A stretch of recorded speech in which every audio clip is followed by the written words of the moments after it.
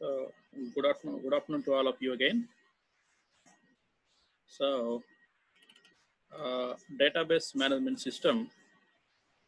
So here today, what exactly we are supposed to learn for this particular class is, let me open for a while regarding to your syllabus. The syllabus is, it seems it is pretty much huge, but while discussing, it's very small. Okay.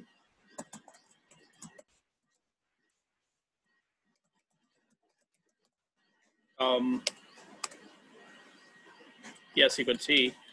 So basic objective of this total course is you are expected to learn how to design a large database using any one of the database applications which are available in the market.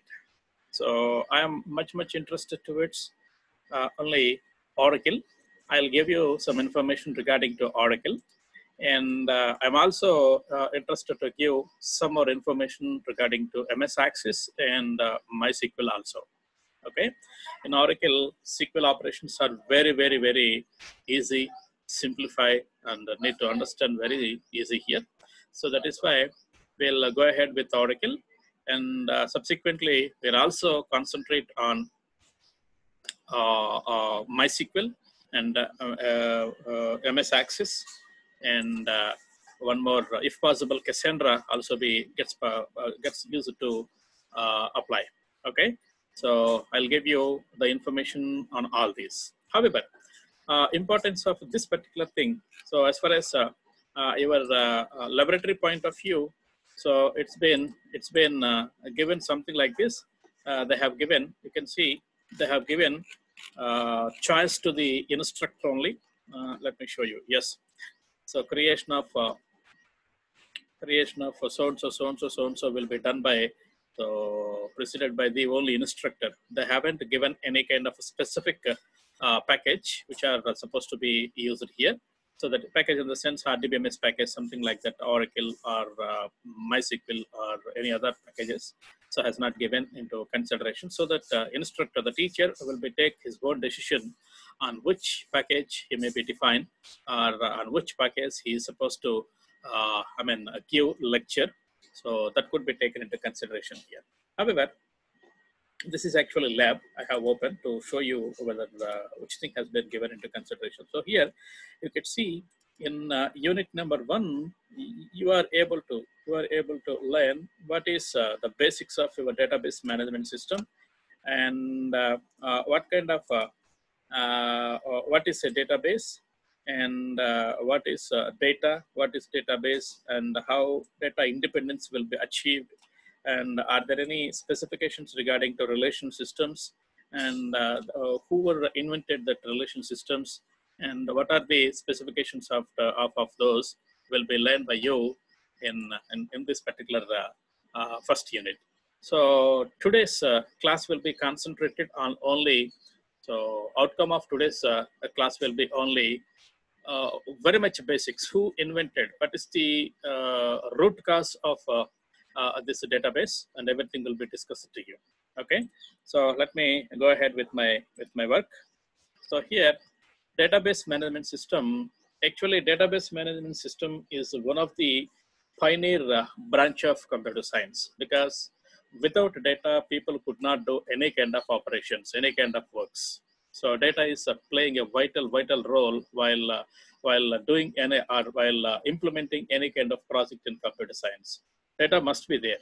Okay, so who were taking this particular thing? Let us have a look here. A database is a organized collection of data items, organized collection of data items, and which are used to store, and access and electronically, so within the computer system here. So everything must be done in terms of electronic way. So they could be organized, they could be accessed, they could be stored, or they could be rewritten, whatever it may be, whatever the operation you could consider. So that is called as a specific database. And database management system, DBMS, refers So collection of programs, so too many collection of programs which are used to interact with the end users, basically by the end users, and application programs and the database by itself to capture and analyze the data in electronic way. Electronic way in the sense, so it must be through computers. So then such kind of such kind of group of programs will be called as the database management system. So here you need to understand one specific point. Accessing is very, very important so aspect which we have to concentrate in nearer picture, because accessing of data, I mean accessing in the sense retrieving of data. Data retrieving is a very, very important aspect as far as databases are supposed to be concerned. Nowadays, we do have thousands of applications are there, thousands of packages are there to store the data. So for example, Smalltalk, very initial data type database is Smalltalk, then Oracle SQL, then MS Access, then MySQL, then Postgres, PostgreSQL, NoSQL, and then Cassandra. Many, as many number of application softwares are available to manipulate the database. So here we need to concentrate. This is the first point where exactly we have to concentrate. Second one is maintaining relationships between one entity to another entity. These two are very important for us. Maintaining a relationship and accessing. How far you are supposed to access the specific data from the database. These two are very, very important. However, so who were created the first and foremost data? So who were created in the sense 1960, mid 1960 in the sense most probably organized collection in the sense. Let me explain. Now it could not be explained. I'll give you an example when the situation demands. It is just history. It is just history. I'll give you. So in 1960, Charles Bachman. So he is the person who is working with AT&T Laboratories, and he was developed first database system, which is called as integrated data store. Integrated data store, and this integrated data store is a network-based system. I'll show you how this could be. And this network-based system has been implemented. So in a group, a consortium is there. First consortium for computer science, that is CODASIL. Conference or Committee on Data System Language. It is a consortium which was formed in 1959. Actually, they have united in 1956, and they have considered their consortium as a full-fledged group in 1959. So he's the one of the persons of so that consortium. Charles Bachman is one of the persons of that consortium, and in 1960 he was created something like integrated data store, and he is the person who is Charles Bachman, so who created first and foremost so databases. And here how he could create it here in the sense, so we did not study about this particular thing in future, so that is why I have shown you. He was created so linked list kind of thing here. I hope that everybody have some kind of idea regarding to threaded binary tree. Threaded binary tree. Threaded binary tree in the sense once anything will be gets created, so the leaf node will be automatically connected to its higher, I mean its parent. Parent node will be connected to its parent, and finally second level nodes will be connected to its root, something like that. That is called as threaded binary tree. In the similar fashion, so the data gets created here. So here it is a linked list. So this linked list will be, this particular linked list is being created with 3 nodes. One is, first one is previous one. Second one is actual data. This is the data node. And this one is next node, has been created something like this. And it has been connected to its child. So it has been connected to its right child, and so on and so forth. In this way, the data will be connected. And as and when, if you are there at one particular child, so if you want to move from this particular child to root directly, yes, it is also possible. It is also immediately possible. So, but as and when, if you want to check for one particular data item throughout this kind of thing, So searching or retrieving data is somewhat difficult because it seems in terms of what do you call linked list form. As well, in linked list form, always you have to consider that always it must be traversing of linked list is very easy, but searching for one particular item is somewhat tedious process. It's not impossible, but it is somewhat a tedious process. So searching operation is not supposed to be implemented in a proper way. So that is the basic disadvantage of IDS. Okay. Then after in 1960, so late 1960, December or November, something like that, International Business Machine. So this corporation was developed one more so kind of information system, that is integrated management systems. Of course, nowadays all banks and all what you call reservation systems have been maintained this one only. So it is also now available. More specifically speaking, all banks are being maintaining same kind of the management system. It is now it is existed, but IDS is not existed right now. IDS is not supposed to be existed right now. It is existed. It was created by International Business Machine in 1960. So after 1960, so far, I mean, after 10 years, between the tenure of 10 years, nobody has did any kind of so what you call research on this one. But in 1970, so father of database management systems, otherwise relational database management system, Edgar Frank Card is the person who introduced relational database management system in 1970. He's the very important person to be identified. He's no more right now. So at the age of 73, he was passed away. So he's no more. So he's the person. He's Edgar Edgar Frank Card. So he was the author of, father of relational database management system. What actually he was identified, what is the specification he was taken into consideration while doing the things, in the sense, search operation is not that much good. Search operation in IDM and IMS are not good. So wanted to search or wanted to retrieve some data based on one particular condition will be somewhat tedious from these two management systems. So therefore, so he was identified this particular problem, and he was based on that, he was created a model which is called as a relational database model. What actually he was identified here, in the sense, whatever the data which is being stored using relational database management system, the basic fundamental building block of that thing is called as a table. It is a table, and it does have a fixed length of records. Previously in Codacell, otherwise IDS, the data will be stored in terms of linked list, whereas it has been stored in terms of records. In terms of records, continuously a file will be gets opened. Through that particular file, many number of records are there. Those record sizes will be fixed. For example, student number, student name, and then student name, and so on and so forth. And then subject 1 marks, subject 2 marks, and so on and so forth will be get stored. It will be occupied 2 bytes.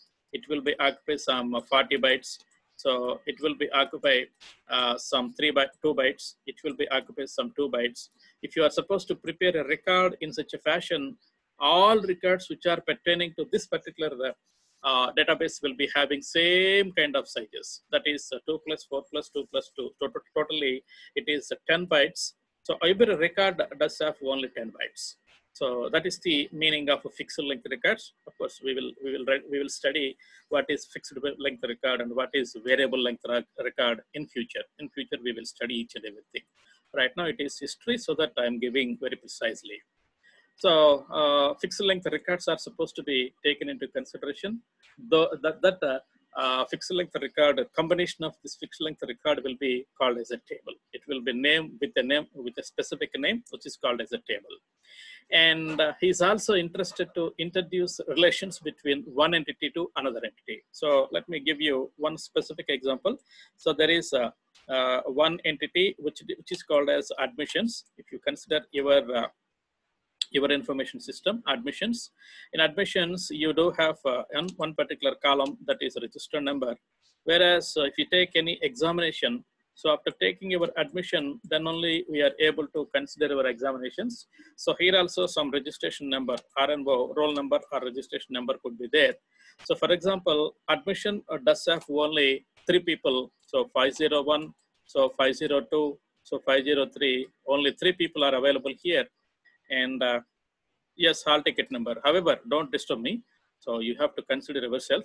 And it is not hall ticket number actually. After completion of your intermediate, hall ticket could not be there. Only register number or roll number could be there. Hall ticket number should not be there. However, whatever it may be, only 3 people are here. So if I would like to communicate or conduct one examination for people in the sense, I am able to conduct only 501, 502, 503. Only these three people will be eligible because I do have only 3 people in admission. So that is why it has been taken into consideration. If I would I would write one more name or one more number, that is 504. This number is not really existed in our admission system. So therefore, he is not eligible to write. He is not eligible to write examinations in our system. So how could you manage this one? By default, manually you are trying to put any kind of values. So manually, human mistakes will be available. So how could you avoid all those human mistakes? In the sense, you have to make a relationship between these two. So between these two, if you make any kind of relationship, while enter data into examination, it must be checked that whether one is available with admission or not. If it is available, it is allowed. If it is not available, so it could not be allowed. So sorry, parent key is not available. He or she is not actually the member of this particular institution. So you are not allowed to write any examination. Something like that, some kind of relationship or some kind of activity. So unknowing mistakes will be avoided by creating some kind of relationships between one table to another table. It's also be proposed and it's also be implemented by this person. He is edger of code, and then followed by, so you are in relational model. So this particular point will be evaluated by you in your 4th unit, 4th or 5th unit, something like normalization. If very biggest database will be there with you. So if you are supposed to enter some kind of data within that particular biggest database, some redundancy will be there. Redundancy in the sense, repetitions will be there. How could you avoid such kind of repetitions from your database? Everything will be done by normalization. So normalization in the sense, you have to split your database into several simple pieces so that each piece will be always store some unique kind of data, which is not having some kind of redundancy. Okay, so on elimination of redundancy, so you have to make your own database by splitting huge database into several number of pieces. Okay, so if things will be permitted, you have to split them. If things will not be permitted, you could not. I'll show you how that could be after some time. Okay, then so you could operate so these operations very freely. So operations will be inserting data, deleting data, modifying the data, or so retrieving the data for a particular point of view. It could be very easily done by this particular table here. Whereas in IDM or IMS, if you take these two, so displaying data will be taking, retrieving data will be taking huge amount of time. So to avoid that one, he was proposed this particular kind of issue, and he's also proposed 12 rules. 12 rules have been taken into consideration, and these rules are called as RDBMS basic postulates. We will discuss everything by probably after some 6 to 7 classes. After 6 to 7 classes, we will discuss each and everything here. Okay, and there are many people who are working. There are many people who are working within the database management system. So we will also discuss each and everything. Okay, next followed by, so what is the importance of the database? Database must be in terms of self-describing nature. It must be in self-describing in nature, and it must be give some insulation, self-describing nature in the sense, it must be, if you look at that particular database, it must be give some abstract view of the data which is available within this particular table. What does it mean? If you are trying to speak something about admission system, thereby only admissions will be available. So what is the name of that particular student, and what is his rank, MSET rank, for example, engineering will be taken into consideration. MSET rank, whether he is category A person, category B person, or management, or NRA, which person, which kind of admission it is. So that is why self-describing in particular nature. It must be described itself. And then if you consider C programming language, let us consider everybody have some kind of idea regarding to files, how to work with files in C. So if you are supposed to work with the file A and the file B, two files are there with me. So there is a program, there is a specific program which is used to access these files for doing some kind of operation. That program is program 1. So this particular program will be, so creates its own file, and the same kind of files will be gets created. I mean, accessed by some other program, program 2 in the sense. So there is no facility to share these files by program 2. So you need to create one more time. So same structure here, A and B one more time, and you have to take you have to create the same files here, and these files are supposed to be accessed here. There is no sharing kind of issue in terms of general programming languages.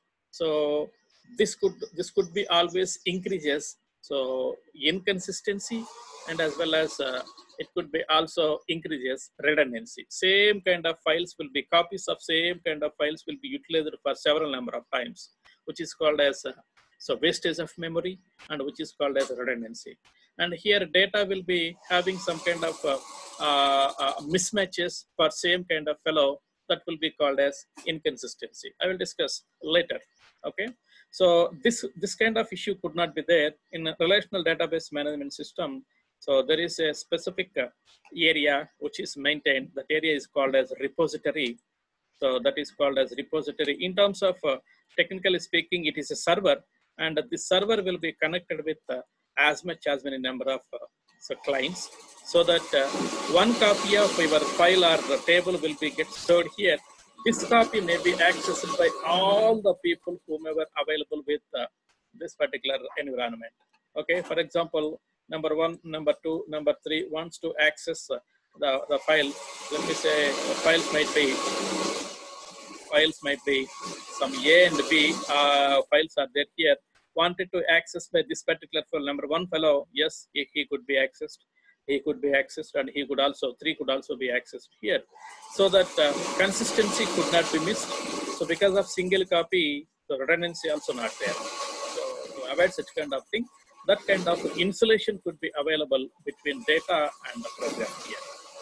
And then support multiple views of data. What do you mean by multiple views of data? In the sense, in a relational database management system, you could able to create a imaginary portion. That portion is called as view. So you could able to create imaginary portion. So without touching the table, you can work out with these views. So therefore, table could not be able to disturb. So therefore, it could be gives you some facility to create some imaginary portions. So it could be possible through DBMS. So sharing could be happen just before I have given. Many number of people are supposed to communicate with the repository, so that sharing will be, single copy will be taken by many number of people. So that is called as a sharing. And then redundancy will be gets controlled just before I have explained. So here, same kind of files will be created for several number of times. Same copies will be created for several number of times. Whereas in RDBMS, so file copies is copy of files are only one time, and this will be accessed by many number of people. So that is causes to reduce the redundancy here. And data sharing, yes, just before I have given. So enforcing integrity constraints. Integrity constraints, what does it means? Let us take one small example here again. So for example, I have created one particular table, otherwise one entity has been created by me. That entity will be, let us consider attendance. attendance. Okay, this particular table might be having a roll number, RNO, so then followed by some information, student name, and subject 1, subject 2, subject 3, and so on. So during this particular attendance, so as and when I have to enter some kind of data so into roll number, then only attendance will be considered for that particular fellow. Otherwise, attendance should not be considered for that particular fellow. If I would forget to have that particular kind of attendance for this particular fellow, then he maybe have some huge problem while completion of semester or completion of course. So to avoid such kind of issues, we may be enforce many number of constraints. Constraint in the sense, a restriction while enter the data. During enter any kind of data, you maybe have apply some kind of restriction. I'll give you one more example after this, then you could understand very easily. So if you are not able to enter his roll number, he may not be there in the attendance, so that that fellow will be face a huge problem at the end of the semester. One more example is, there might be one particular column that is student marks in one particular subject. For example, DBMS, I would like to consider. In DBMS, I may be able to enter either 0, I may be able to enter so 100, not more than this. So between this particular range only, I could enter some value here. I could put some particular value here. If you go beyond this one, or if you go beyond this one, those two are not eligible. Those who are not, beyond ranges could not be legal. So if you are doing the same kind of business with manual system in the sense, there is a possibility to enter to enter some kind of mistakes. So for not having such kind of mistakes, we may be enforce some check constraint. Check constraint will be always checks that whether it is in between 0 and 100 or not. If it is not in between these two, obviously it will be caution you are entering some range is not supposed to be taken into consideration. You please take this particular range, and some caution will be given to you. Therefore, you may be aware of that particular data, what you are supposed to enter into that particular thing. So such kind of constraints are supposed to be enforced on different kinds of data items or different kinds of columns.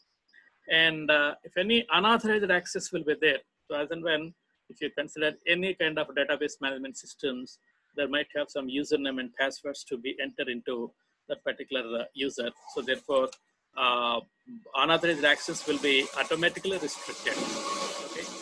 Then followed by data independence. Data independence in the sense, it is a big subject. So probably by tomorrow, we will take this particular property, how data independence will be gets accessed, and what are the different kinds of data independence activities will be there in the entire architecture of database. And then transaction processing. Already we have come across this one in PPL. So in PPL, I have given while doing some kind of transaction, one data will be taken from the global variable and trying to modify by two different types of transactions. Some modifications will be there. Some dirty read kind of problems are there. Those problems are supposed to be eliminated. So here in database management system, that is called as transactional processing. So it is a very clear transactional processing will be available within the databases. And then backup and recovery facilities also gets available by the database RDBMS, database management systems here. So continuously maybe take backup. If any failure will be gets occurred, then from backup, you can recover the data as far as the company or as far as the system requirements.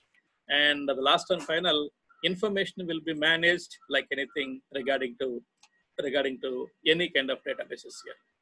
So these are the reasons why we need databases. Databases are required for these kind of reasons. Okay, out of these, we maybe get study regarding to this one. It is very much important for us.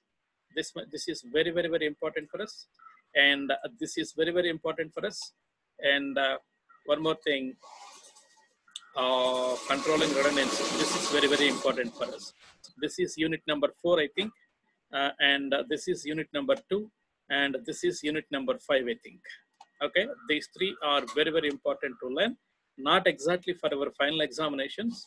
If you are settled down as a software engineer, you must have some kind of knowledge on databases. It's very, very important for us. So this is somewhat the introductory part of databases. I'll give you complete information. And pay attention towards my classes by tomorrow onwards, because it's very important. Databases are playing a vital role in software industry. Nowadays, data science and machine learning, these are the hot topics we have with the databases. And I'm trying to give some kind of machine learning techniques to your final years. I mean, your super seniors by day after tomorrow onwards. If anybody interested, you may be join with me through that particular class also. I shall share my Zoom class meeting with you also. Okay. MS, not AXIS, it is ACCESS. Yes, it is a database. It is a database. MS Access also. So database is like MS Access or not? I couldn't understand. Teju, I don't know who is this fellow. What you are exactly asking me? Does MS Access is a database or not? That is our question, I think, right? Yes, it is a database. It is a relational database. More specifically speaking, it is a relational database, and you can able to you can able to develop some tables. You can able to develop some queries. You can able to develop some reports. You can able to develop some forms. Everything will be possible here. So I'll show you. Situation will be demands. I'll show you each and everything, but majorly I will concentrate on Oracle. So I'll give you some information to you that how to install Oracle and how to install that Unix and everything I'll give you. So based on that, you will load into your system also. Okay. So I could be available up to 5:30 today. So you please ping at any moment of time.